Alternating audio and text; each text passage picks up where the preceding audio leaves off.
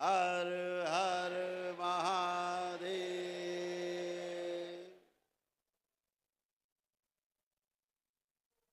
दरबार में आप सभी का बहुत बहुत स्वागत है। वेलकम।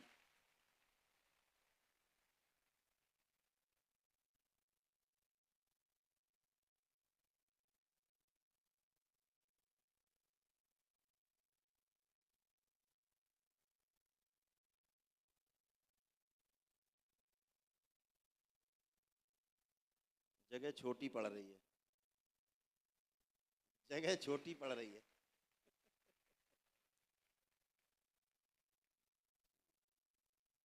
इससे बड़ी होगी, अब इससे बड़ी हो जाएगी जगह।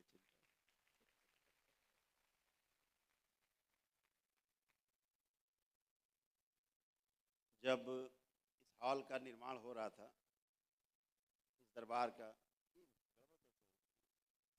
इसका कम ज्यादा कैसे?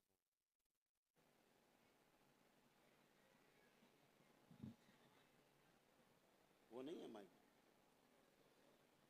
गॉडलेस। ओम। जब इस हॉल का निर्माण हो रहा था, बन रहा था, ये सब फर्श में पत्थर वगैरह नहीं लग पाए थे, तो हम बाहर खड़े बात कर रहे थे कि चलो इतना बड़ा हॉल तो बन गया कि अब 20 साल तक छुट्टी रहेगी, इतने लोग रहेंगे कि आराम से बैठ जाया करेंगे।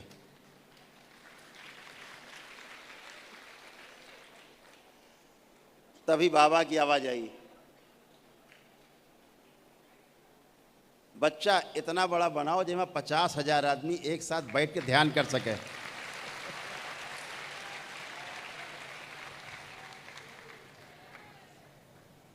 जिसमें 50,000 आदमी एक साथ बैठ के ध्यान कर सके। तो हम क्या शायद ही 50 साल आगे की बात कर रहे हैं। जो रहेगा बनाएगा, जो महारथी बीच से निकलेगा खुद ही बनाएगा, जिसके हाथ में जिम्मेदारी होगी। बनते बनते ये तैयार हुआ उस हालत में कि नीचे भी कच्ची मिट्टी थी और यहाँ ऊपर भी कच्ची मिट्टी कूट के तैयार थी, यानी बैठ सकते थे। नीचे दरी अरी और नीचे मैट बिछा करके बैठने लायक बनाया गया। पहले ही दिन ये हॉल भरा था पूरा। तब तो पीछे बैठते थे, तब पीछे कुछ था नहीं, ये सब भरा था पूरा। ऊपर बाहर वो हॉल भरा, माता का दरबार भरा, और बाहर इतनी भीड़ की अंदर समा नहीं रही थी, केवल खोपड़ी खोपड़ी दिख रही थी। पहले दिन ही फेल हो गया।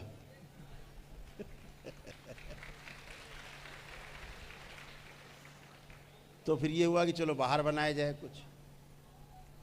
तो बाहर माँ कामाख्या का हाल बना, माँ के नाम से, जहाँ आप बैठते हो, हवन होता है सब। जैसे वो बन के तैयार हुआ तो यहाँ भी फूल, वहाँ भी फूल, बाबा भी फूल, दरबार, माँ का दरबार फूल, चारों तरफ सड़कों में लोग।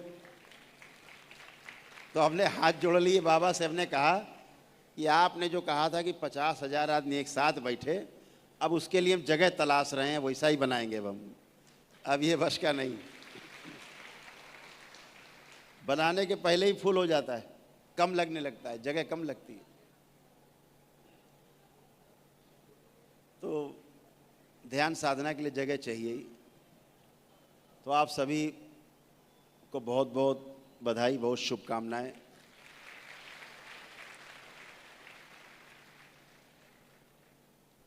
बहुत अच्छा लगता है आपको देख के। आपको जिस तरह देखते हैं, जिस हालत में देखते हैं। बचपन में मैं हाई स्कूल में था, तो कितनी आग थी अंदर, आग। हमारे घर में एक कोठरी थी, सबसे पीछे, अंधेरी कोठरी, एकदम अंधेरी, जिसमें डराया जाता था बचपन में, अंदर भूत है। तो उसी कोठरी में रात में हम कैद हो जाया करते थे, अंदर से कुंडी बंद कर लेते थे, और रात रात भर जो पता था, जो क्योंकि बाबा तब तक मिले नहीं थे।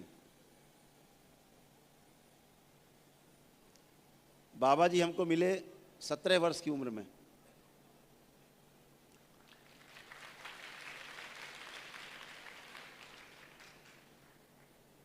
आप लोगों से हम थोड़ा सौभाग्यशाली ज़्यादा हैं कि बाबा हमें शरीर में मिले।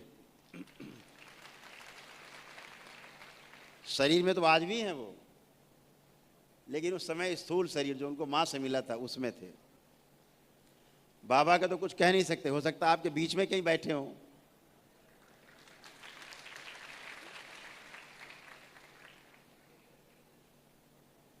जिनकी आंखें होंगी वो ढूंढ लेंगे, पहचान भी लेंगे। बाबा आपको कहीं भी मिल सकते हैं। तो उस भूत वाली कोठरी में हम बैठ के रात में कुछ किया करते थे। सवेरा हो जाता तब पता नहीं, तब एक स्टूल रख के और स्टूल पे एक टेबल फैन आते थे पहले, टेबल फैन।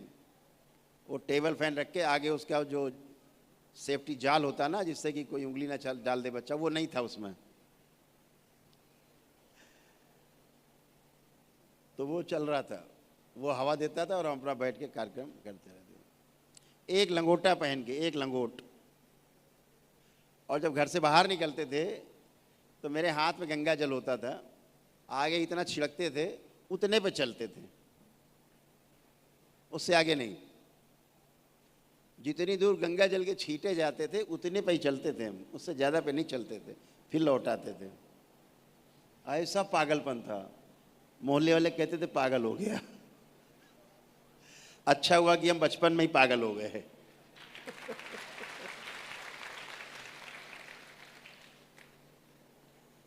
स्कूल की किताबों में बहुत इंटरेस्ट नहीं था।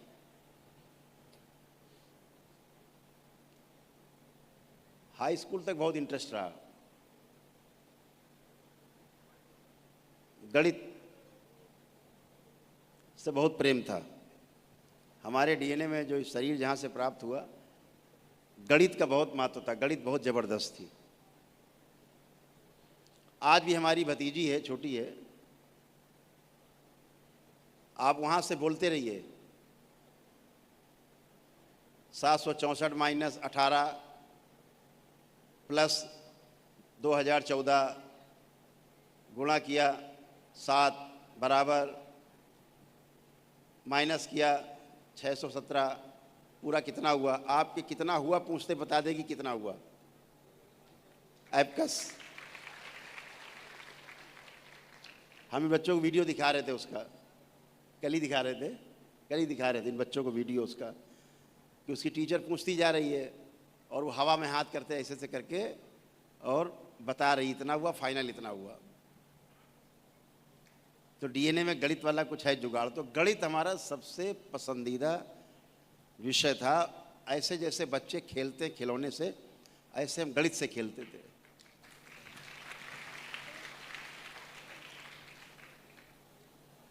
पागलपन।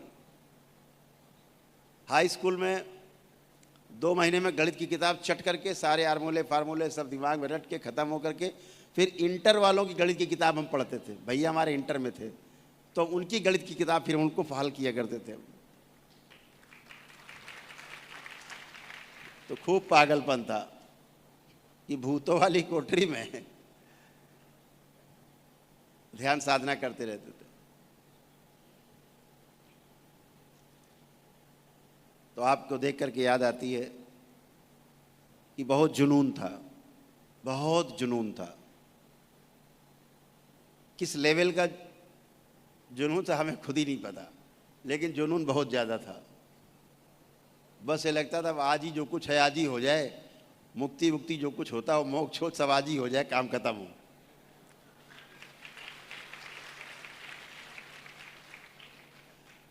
हमारे जो गुरु भाई मित्र होते थे उस समय वो शर्त लगाते थे, कहते थे चलो घर छोड़ेंगे। पहले यही बातें मूर्खता वाली हुआ करती थी, घर कब छोड़ोगे, पहाड़ में कब चलोगे, जंगल में कब चलोगे छोड़ छाड़ के। मैं कहता था अभी चलो, अभी चलो, यहीं से उठो। कह रहे तैयारी तो कर ले, तो हमने कहा तो फिर नहीं जा पाओगे। तैयारी में न तुम जा पाओगे ना हम जा पाएंगे। अगर जाएंगे तो तुरंत अभी। हमारे बाबूजी पनामा सिगरेट पीते थे। उस टाइम में पनामा 20 सिगरेट की डिब्बी एक आती थी, पनामा सिगरेट। पुराने लोग जानते होंगे पनामा, जानते हैं कुछ लोग हैं, जानते हैं कुछ लोग, हाथ उठाएं। पनामा जाए, बहुत सुंदर, बहुत शौकीन लोग हैं यहाँ। अच्छा है। पनामा सिगरेट पीते थे। हमको थोड़ा अच्छा नहीं लगता था उससे, गंध से। पीते थे उससे मतलब नहीं था, बच्चे थे हम तो, लेकिन गंध से थोड़ा दिक्कत होती थी। तो एक दिन पहले क्या होता था कि जहाँ चूल्हा होता था, कच्चा मिट्टी का चूल्हा बनाया जाता था, तब छोटे थे, तब ये गैस ऐसी आई नहीं थी, उस समय घुसी नहीं थी घरों में। अब तो घरों में गैस घुस गई। पहले शरीरों में होती थी गैस, अब घर में घुस गई। तो उसमें चूल्हा कच्चा मिट्टी का, तो वहाँ रोटी, अम्मा रोटी बनाती थी, तो हम लोग पीढ़ा बाहर लीप पोत के और पीढ़े में बैठ के आराम से खाते थे। तो मैं खाना खा रहा था और बाबूजी खाना खाने के बाद दूर चारपाई में सिगरेट उन्होंने जलाई। तो उसका धुआं आया, तो मैं अपना थाली लिया मैंने और मैं अंदर चला गया, घर के खाना खाने अंदर चला गया।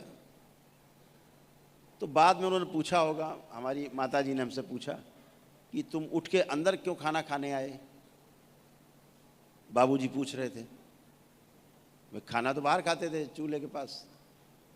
तो हमने कहा कुछ नहीं, वो धुआं आ रहा था तो फिर अच्छा नहीं लग रहा था, इसलिए अंदर आए। वो बात उन्होंने बाबूजी को बता दी। बाबूजी ने हमको अगले दिन बाबूजी ने बुलाया और हमसे कहा कि ये जो सिगरेट है, ये डिब्बी, और लाइटर था उनके पास, एक पुराना पहले पीतल का लाइटर होता था, ऊपर निकील चढ़ी रहती थी, वो खच खच खच कई बार जलाओ तो जलता था। एक बार उसमें पेट्रोल की फुरहरी रुई में लगा के पीछे लगाई जाती थी, बंद, खच खच खच, जैसे गाड़ी कई बार स्टार्ट करो नहीं होती थी, ऐसे ही लाइटर भी करता था पहले। अब तो गाड़ी एक ही बार में सब स्टार्ट हो जाती है। पहले हम लोग के पास जीपे थी, खे खे खे खे खे खे खे खे खे खे खे खे खे खे खे ऐसे किया करते। कभी कभी लोग बैठे होते थे, उतरो भैया धक्का लगाओ, ये भी करना पड़ता। अब तो फटाफट एक ही बार में स्टार्ट हो जाती है, टेक्नोलॉजी बहुत बढ़ गई, आगे आ गई। तो उन्होंने कहा ये लाइटर और ये जो सिगरेट है डिब्बी, इसको बाहर नाली में फेंकाओ। तो मैंने कहा लगता है अम्मा जी ने बता दिया है बाबूजी को, अभी नाराज है। तो हमने, बाबूजी हमें कोई दिक्कत नहीं, आप पीजिए, हमें कोई समस्या नहीं है आपकी सिगरेट से।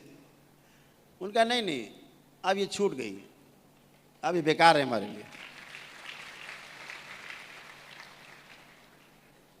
तो मैं खड़ा रहा, उन्होंने कहा बेटा फेंक आओ, इसको फेंक के आओ। तो मैंने सिगरेट की डिब्बी और लाइटर उठाया, तो देखा मैंने डिब्बी में करीब आधी डिब्बी सिगरेट थी। तो मैंने कहा बाबूजी आधी डिब्बी बची, आप पी लीजिएगा, फिर छोड़ दीजिएगा। बोले नहीं नहीं, अब वो छूट गई, अब इसको फेंक आओ, अब हम पी नहीं सकते। तो मैं गया बाहर, सिगरेट नाली में फेंका और लाइटर जेब में डाला।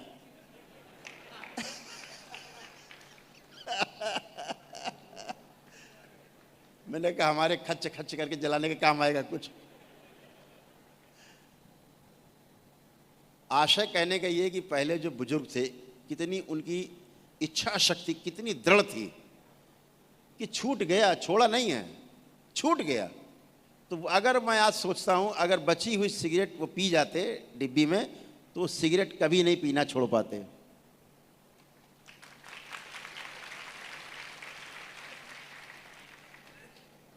तो चलना है तो अभी चलो, तैयारी करके क्या जाना।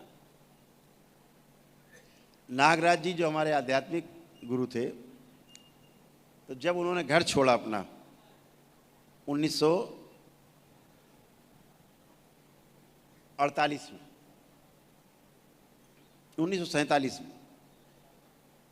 जब घर छोड़ा, जनवरी 47 में, तो उनकी फैक्ट्री थी, पेंसिल बनाने की फैक्ट्री भी थी, बड़ी, बहुत बड़ा कारखाना था। कुछ अंग्रेजों के साथ मिलकर के उन्होंने कारखाना लगाया था, तो वो चलाते थे। उस पेंसिल का नाम भी नागराज पेंसिल था। पुराने लोग जानते होंगे नागराज पेंसिल आती थी पहले, उन्हीं के नाम से आती थी।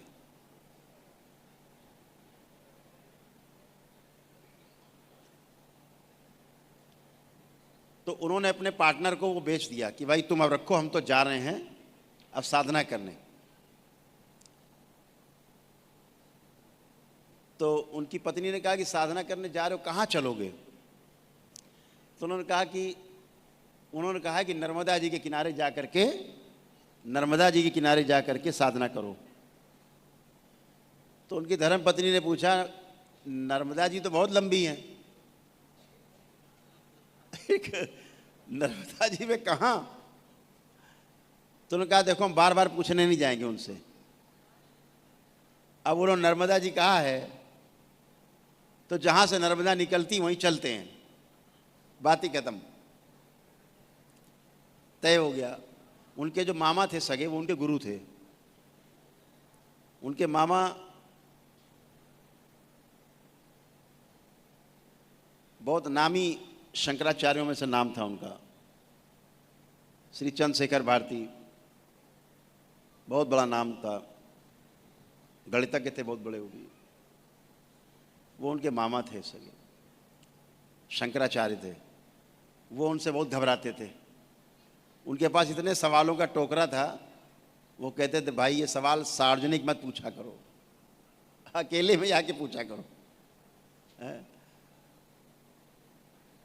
तो वो अपने अंग्रेज दोस्त को उन्होंने फैक्ट्री अपनी बेच दी। कहा कि भाई तुम रखो, अब हम तो चले, कुछ पैसा ऐसा हमको दे देना। तो उन्होंने कहा ठीक है, हम आके आपको कल देते हैं। अब इन्होंने अपना जो भी सामान वामान बांधना था, कपड़े वपड़े थोड़ा बहुत, कि निकलना है तो कहाँ निकलना है, तो अमरकंटक जाना है, क्योंकि नर्मदा नदी अमरकंटक से निकली हुई थी, तो वहाँ जाना है। तो तैयारी हो गई। अब 1 दिन हो गया, 2 दिन हो गया, 3 दिन हो गया, उनके मित्र आए नहीं रुपया लेके देने। तो उनकी धर्मपत्नी ने पूछा भाई तैयारी में देरी, अब चलने में देरी क्यों? 2 दिन से तैयार हैं, आज तीसरा दिन है। तो उन्होंने कहा इंतजार कर रहे हैं कि हमारा मित्र आ जाए, रुपए ले लें। तो उन्होंने कहा ऐसा हम गठरी खोल रहे हैं, गठरी वठरी खोल रहे हैं, अब कहीं नहीं जाना। इसका मतलब आपको अभी आपको इतना लगाव हो रुपए पैसे से, तो फिर यहीं रुकते हैं, अभी कहीं चलने की आवश्यकता नहीं आज के बाद से। तो उनको झटका लगा कि हमसे ज़्यादा ज्ञानी तो पत्नी है। तो उनकी जेब में 3 या 4 रुपए चांदी के सिक्के थे जो उनके लुंगी में थे। वो ऐसे ही चल दिए और अमरकंटक पहुंच गए। फिर बहुत लंबी कथा है। तो जो अभी आया और अभी नहीं कर पाए, मोह, मैं कल इस बात को कह रहा था, मोह, अगर आपको मोह है और आपने सोचा चलो ये वाला आज खा लेते हैं मिठाई, कल से छोड़ेंगे, ये आदमी कभी मिठाई नहीं छोड़ पाएगा।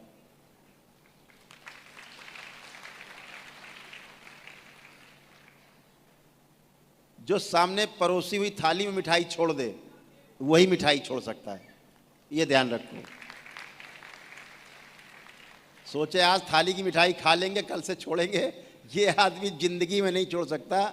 समझो इसकी इच्छा शक्ति बहुत कमजोर है। बहाने बना रहा है ये, अंदर के शरीर बहाने बना रहे हैं, पीछे पीछे बहाने हैं, सब बहाने। छोड़ना है तो अभी छोड़ना है, नहीं तो कभी नहीं। ये वाला काम कर लें फिर छोड़ देंगे, नहीं छूटेगा, उससे आगे की डिमांड बनेगी। तो आप सभी को देख करके आज ये विचार हुए, कुछ बचपन में थे, देखा, आपको देख करके लगा, उत्कंठा आई कि कैसी अंदर उत्कंठा है, कैसा अंदर एक हिलोरे मारती है संभावनाएं। हर व्यक्ति गुरु है, हर व्यक्ति गुरु है। गुरु माने गांव में कहते हैं बहुत गरु है, मतलब भारी है। गरु मतलब गुरु बोल रहे हैं वो। यहाँ गांव पूछो, कोई भारी चीज़ दो, बोलो देखो कैसा, तो बताएगा बहुत गरु है। यहाँ के आदमी बताएगा गांव में गरु माने गुरु, कह रहा है गुरु माने भारी। अब भ्रंश है थोड़ा बोलने में। तो हर व्यक्ति गुरु है। आप जब चलते हो ना तो आपका गुरुत्व केंद्र जो है ना वही सेंटर में रहता है, तभी आप चल पाते हो। आपका गुरुत्व केंद्र जरा सा गड़बड़ हो जाए आप गिर पड़ोगे, शरीर ही गिर पड़ेगा। जीवन की तो बात छोड़ो, जीवन का केंद्र अगर गड़बड़ाया तब तो सीधे आदमी पाखाने भागता है। बहुत खुशी हो जाए, बहुत बड़ा दुख आ जाए, अचानक से नाभि हट जाती है अपने स्थान से, जीवन का केंद्र डगमगा जाता है। जीवन का केंद्र डगमगाया और आप डगमगाए, शरीर की व्यवस्था हिल जाती है। तो आप सभी हमेशा एक बात का ध्यान रखो, अपना जो गुरुत्व केंद्र है उसको मजबूती से ध्यान रखो, उसी पे ध्यान रखो, अपने गुरुत्व पे।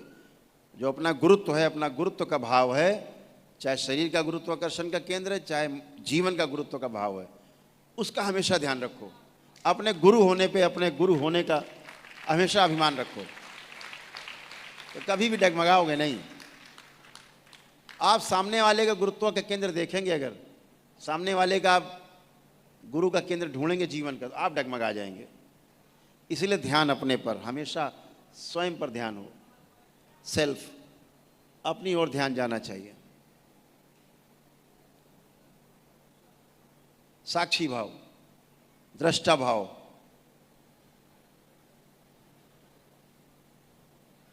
कल एक महापुरुष है, उनको हम लोग देख रहे थे, दरबार दिखा रहा था, उनका शरीर छूट चुका, लेकिन क्या दिख रहा था?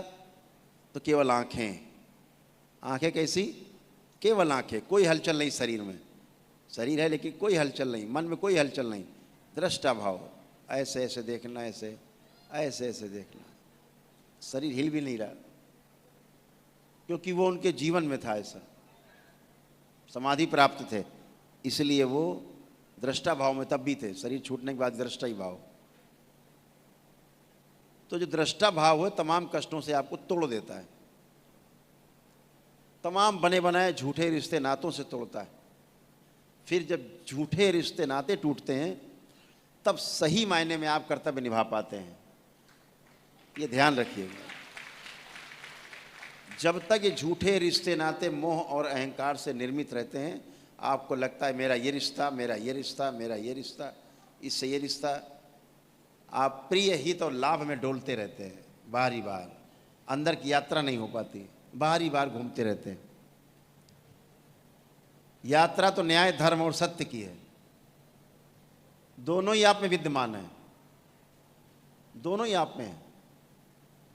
चुनाव आपको करना होता है कि हमें प्रिय हित और लाभ में जाना है कि न्याय, धर्म और सत्य के रास्ते पे जाना है। चुनाव आपको करना है, दोनों हाथ आपके एक एक चीज है, किसका सदुपयोग करना है। बहुत बिरले होते हैं जो न्याय, धर्म और सत्य की यात्रा पे निकलते हैं। ध्यान रखो, समाधि में प्राप्त होने के लिए, समाधि को उपलब्ध होने के लिए, ज्ञान को उपलब्ध होने के लिए एक क्षण काफी है, जिसके लिए आदमी जन्मों जन्मों तपस्या करता है। जन्मों जन्मों वो आदमी, हम लोग सब लोग प्रयास करते हैं, प्रयत्न करते हैं कि वो क्षण आ जाए। वो क्षण आना नहीं होता है, वो क्षण रहता ही है, उस क्षण में हम रहते ही हैं। समस्या यहाँ है कि खजाना हमारे पैर के नीचे दबा होता है और फावड़ा लेके हम सामने खुदाई करते रहते हैं। खजाना पैर के नीचे होता है, वहाँ फावड़ा चलता नहीं, फावड़ा हम आगे मारते रहते हैं, वहाँ खजाना है नहीं। हम बाहर देखते रहते हैं, खजाना तो अंदर ही रहता है, हमेशा अंदर भरा पड़ा है। दृष्टि अंदर जाए, खजाना अंदर ही है, बाहर खजाना नहीं है। बाहर भोग है, सिर्फ भोग, अंदर विरक्ति है। बाहर भोग है, अंदर योग है। तो योग के रास्ते में चलने के लिए अपने अंदर ही झांकना, अपने अंदर ही देखना, यही हमारे महापुरुषों ने बताया है और यही बाबा भी आपको बताते हैं कि अपने अंदर झांकना है, झांकना है, झांकते रहना है। धीरे धीरे झांकते झांकते आपको लगेगा अरे ये तो अपना ही है, फिर अपनापन आ जाएगा। अपनापन, अपने से प्यार हो जाएगा। और ध्यान रखो, जिस दिन अपने से प्यार हो जाएगा उसी दिन आप जीत जाओगे, उसी दिन वो क्षण आपके सामने होगा वो बहुमूल्य क्षण आपके सामने होगा जब आप अपने को उपलब्ध हो जाओगे, ईश्वर को उपलब्ध हो जाओगे। सूचनाएं गिर जाएंगी और ज्ञान का उदय हो जाएगा। तो हमेशा ध्यान रखो कि अपने आसपास वातावरण में हम हैं, ये तो ध्यान रहे, ध्यान देना है। लेकिन ध्यान करने में जब जाते हैं तो बाहर की चीज़ें विलुप्त हो जाती हैं, गायब हो जाती हैं, बेकार की हो जाती हैं। आपके लिए सबसे ज़्यादा, सबसे सुंदर आपका शरीर है। शरीर ही आपका साधन है और इसी शरीर के द्वारा ही आप मुक्ति पाते हो। बड़े बड़े देवी देवता भी इस शरीर को पाने के लिए इस दरबार में आप सबकी सेवा करते हैं।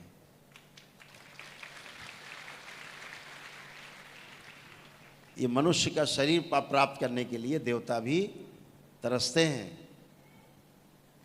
क्यों? अभी वो देवत्व मिला है उन्हें, दिव्यत्व उन्हें तब मिलेगा जब पुनः से शरीर धारण करने को मिलेगा। और जिस अवस्था में आज आप यहाँ बैठे हैं वो देवता इन्हीं में आके बैठेंगे। आप सब में बहुत से देवता विराजमान हैं। देवताओं की तरह आप लोग स्वयं देवता हैं, जो पुनः से जन्म लिया है, किसी तरह शरीर मिला है और दिव्यत्व की ओर जाना है, दिव्य पुरुष बनना है। अभी देव पुरुष के रूप में आप हैं। तो देवता कोई अलग से मुकुट लगा के नहीं आते,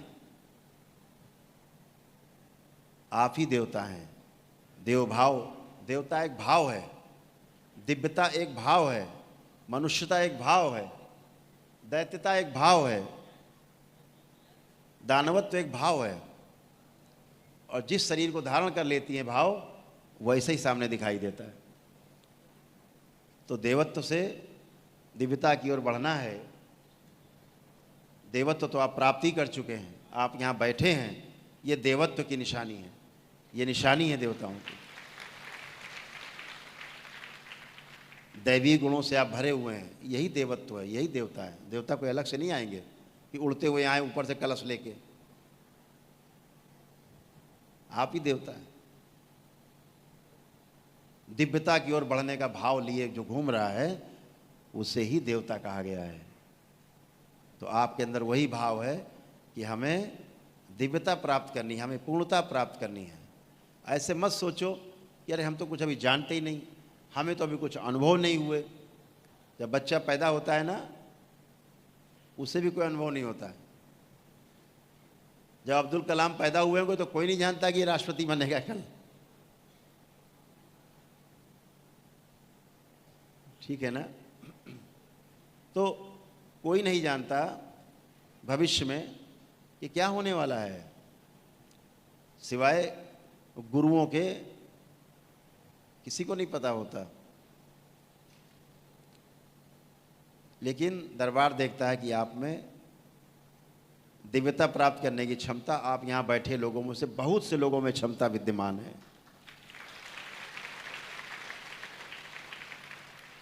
आवश्यकता किस बात की है? उस एक क्षण की। और ध्यान रखो, वो क्षण अभी प्राप्त हो सकता है, इसी वक्त प्राप्त हो सकता है, इसी समय प्राप्त हो सकता है।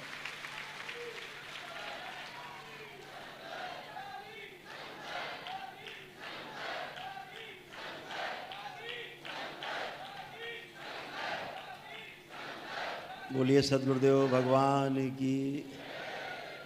बहुत लोग रोज देखते हैं, अक्सर देखते हैं।